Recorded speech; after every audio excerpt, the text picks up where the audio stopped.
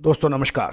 Colonel Ajay CO Ajay astro money group first global astro finance digital channel से आपसे मुखातिब होता हूं। आज 19 नवंबर सन 2024 मंगलवार। दोस्तों आज के एपिसोड में हम चर्चा करेंगे कॉपर के ऊपर। दोस्तों ध्यान सनद रहे, बेस मेटल चाहे वो फेरस मेटल हो या non ferrous metal, Ajay astro money group आपको देश का पहला चैनल है जो लगातार अपडेट और विश्लेषण आप तक प्रस्तुत करता है। आज के इस एपिसोड में हम कॉपर के ऊपर करेंगे चर्चा। London metal exchange, Shanghai exchange और दूसरे महत्वपूर्ण बाजारों के ऊपर करेंगे चर्चा, भारतीय बाजारों सहित। जानिए पूरी रिपोर्ट विस्तार से। दोस्तों कल 18 नवंबर 2024 को मल्टी कमोडिटी एक्सचेंज कॉपर नवंबर कॉन्ट्रैक्ट 9.65 की बढ़त के साथ 804 रुपये 80 पैसे पर बंद हुआ।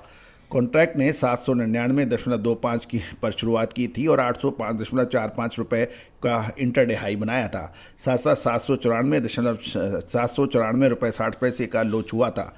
गौरतलब है कि चीन ने 1 दिसंबर 2024 से कॉपर प्रोडक्ट्स पर 13% एक्सपोर्ट टैक्स रिबेट हटाने की घोषणा से इस तेजी को बल मिला। दोस्तों ये तो तय है कि सबकी नज़र मेटल्स के बाजार को ट्रेड करने से पहले चाइना पे रहती है और चाइना का 13% एक्सपोर्ट टैक्स रिबेट हटाने की घोषणा से कॉपर को तेजी की संभावना बनी। जहाँ तक लंदन मेटल एक्सचेंज LME की बात करें तो कॉपर की कीमतों में मजबूती देखी गई, लेकिन कमज़ोर डिमांड और कमज़ोर अमेरिकन डॉलर और स्टेबल फिजिकल डिमांड ने इसको समर्थन दिया। कॉन्ट्रैक्ट जो है 9.5 डॉलर प्रति मैट्रिक टन पे खुला था। लंदन मेटल एक्सचेंज पर कमज़ोर अमेरिकन डॉलर के कारण फिजिकल डिमांड को समर्थन मिला। कॉन्ट्रैक्ट के अंदर 9,009.5 डॉलर प्रति मैट्रिक टन पे खुला और 8,958 डॉलर प्रति मैट्रिक टन तक का लोअर लेवल देखा गया, लेकिन 9,094.5 डॉलर प्रति मैट्रिक टन पर 1.38% की बढ़त के साथ बाजार कल बंद हुआ। ट्रेडिंग वॉल्यूम देखें तो 17,000 लॉट्स और ओपन इंटरेस्ट में 2,76,000 लॉट्स दर्ज किए गए हैं। दूसरी ओर हम चाइना की बात करें तो शंघाई फ्यूचर एक्सचेंज के अंदर भी पॉजिटिव रुझान देखा गया। सबसे एक्टिव कॉन्ट्रैक्ट 2412 कॉन्ट्रैक्ट 73,550 युआन प्रति मैट्रिक टन पर खुला और ये 73,510 युआन प्रति मैट्रिक टन तक गिरने के बाद 74,030 युआन प्रति मैट्रिक टन पर बढ़त के साथ बंद हुआ 0.27% के साथ। शंघाई के अंदर कुल ट्रेडिंग वॉल्यूम 21,000 लॉट और ओपन इंटरेस्ट 1,33,000 लॉट्स का रहा।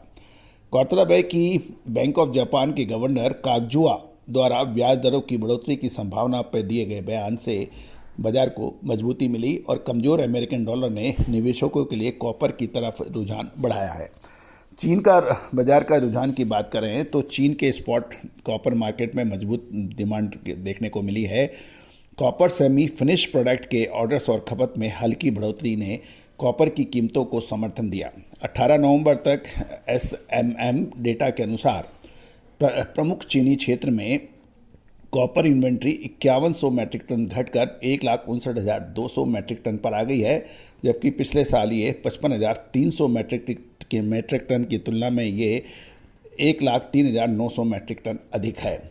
दूसरी ओर यदि हम घरेलू बाजारों की बात करें तो आगामी सप्ताह में घरेलू और आयातित कॉपर की आपूर्ति की कमी की संभावना से इनकार नहीं किया जा सकता, जो कि कीमतों को और मजबूती से बल देने की संभावना है।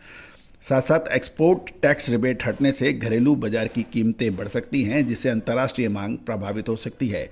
ग्लोबल डिमांड में तेजी में से इसका संतुलन यानी बैलेंस बन सकता है। जहाँ तक भारतीय बाजारों की बात करें तो MCX पर कॉपर फ्यूचर 801.6 के लेवल के पर थोड़ा बंद किया, जो सपोर्ट 797.8 और 790.8 पर है, जबकि रेजिस्टेंस 808.6 और 812.5 पर बताया जा रहा है। RSI 38 पर है, जो कि कमजोर गति और ओवरसोल्ड क्षेत्र के करीब होने के संकेत दे रहा है। 797.8 के नीचे की गिरावट से और नुकसान हो सकता है, जबकि 808.6 के ऊपर का ब्रेकआउट या रिकवरी के भी संकेत मिल सकते हैं। डिमांड और सप्लाई के नीतिगत बदलावों के चलते कॉपर की कीमतों के अंदर निकट भविष्य के अंदर मजबूती की संभावनाएं विशेषज्ञ लगा रखे हैं, लेकिन चीन की नीतियां और इन्वेंट्री के आंकड़ों पर कड़ी नज़र बनानी उचित रहेगी। All the very best, good luck, happy trading.